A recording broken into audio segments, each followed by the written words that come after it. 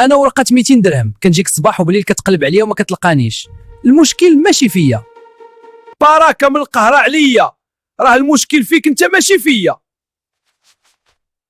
غير ساندويش ولا حاجه صغيره وكنطير وما تبقاش تشوفني.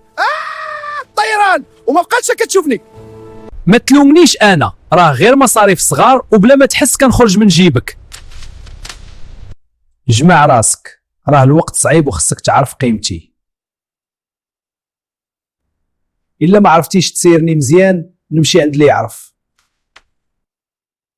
شفت سبرديله وعجباتك قول غادي نرجع غدا ان شاء الله. ببساطه 90% غادا تلقى الله فبردات، وغادي تعرف باللي ما كنتيش محتاج ليها اصلا. طبق هذا القاعدة 24 ساعة ونبقى مرتاحة في جيبك.